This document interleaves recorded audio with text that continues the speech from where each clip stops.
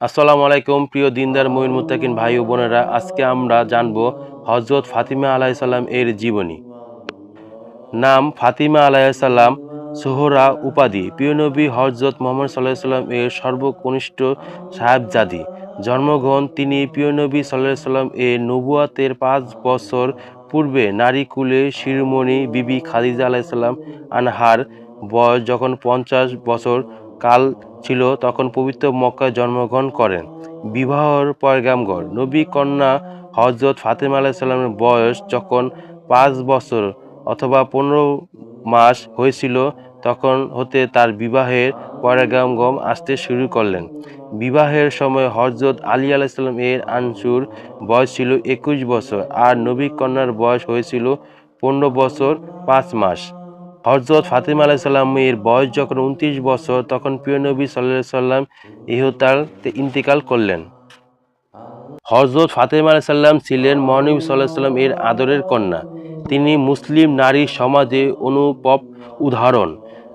তার জাপিক জীবনে সব মুসলিম নারীর জন্য অনুসরণীয় আদর্শ। মহানবী সাল্লাল্লাহু আলাইহি সাল্লাম তার সম্পর্কে বলেছেন, ফাতেমা জান্নাতি মহিলাদের সর্দার।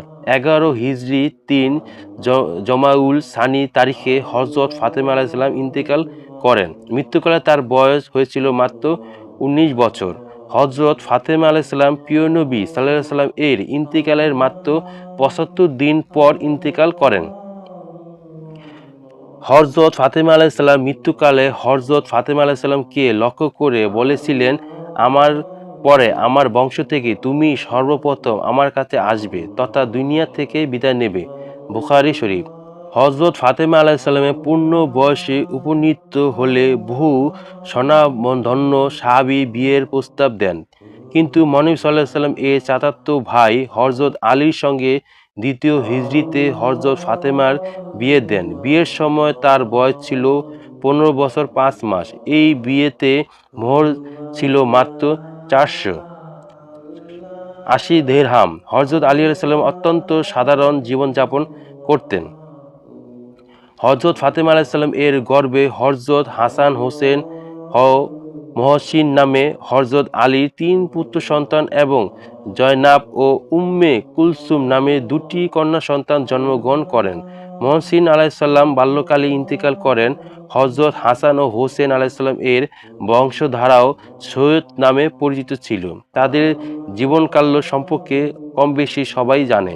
হযরত ফাতিমা আলাইহিস সালামকে পিতা রাসূল সাল্লাল্লাহু আলাইহি সাল্লাম এর বিয়ের সময় সংসারের জন্য দিয়েছিলেন একটি চাদর, খেজুর গাছের ছালে ভরা একটি বালিশ, একটি চামড়ার গদি, একটি দড়ির খাট, একটি মসুর চামড়ার তৈরি পাত্র এবং একটি আটার পিষার চাক্কি।